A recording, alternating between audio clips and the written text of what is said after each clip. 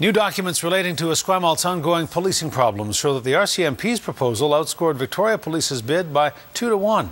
Esquimalt chose the RCMP to take over its policing, but the provincial government overruled the township's politicians, ordering the municipality to stick with Vic PD. And tonight we can tell you more about the consultants Esquimalt hired to help it make a decision. 3 former RCMP officers. CTV's Stephen Andrew reports.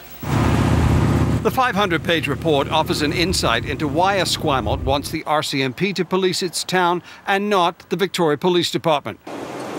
The process started with the town forming an advisory panel, consulting with people who live and work in Esquimalt.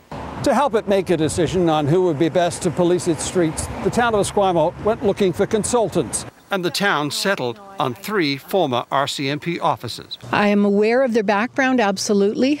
And, when we started that process, who knew where that process was going to go to? Invoices obtained by CTV News show the consultants billed Esquimalt more than $134,000 for advice, including more than $32,000 for assistance writing a report to the province requesting RCMP take over policing.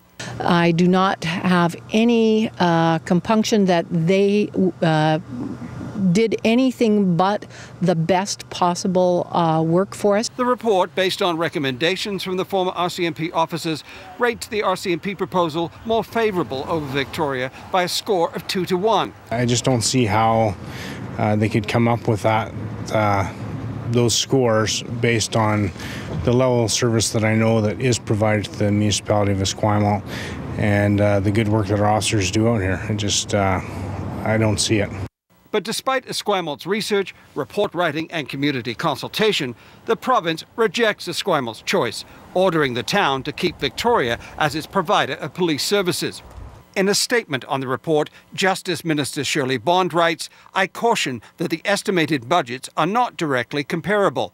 They reflect only a portion of the costs. Let me be clear, government was not a party to the request for proposal process led by the advisory board." The province has imposed a mediator to help Victoria and Esquimalt come to an agreement over police services.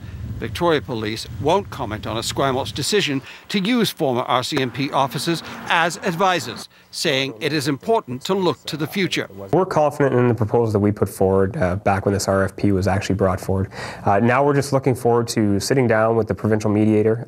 Those talks have begun, and we're looking forward to seeing some progress in that. Esquimalt's mayor is cautiously optimistic an agreement can be reached.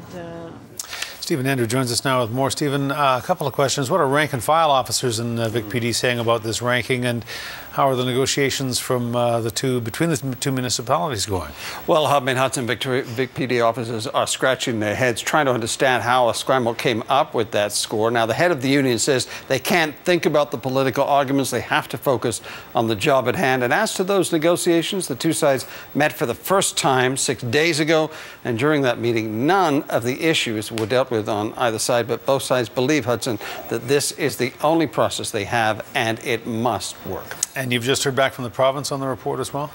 The province is not really wanting to comment on the report. It's basically saying that, they weren't part of the process, Hudson, and therefore they're leaving it up to Esquimalt to comment on how it came to that conclusion. All right. Stephen Andrew reporting. Stephen, thank you. You're welcome.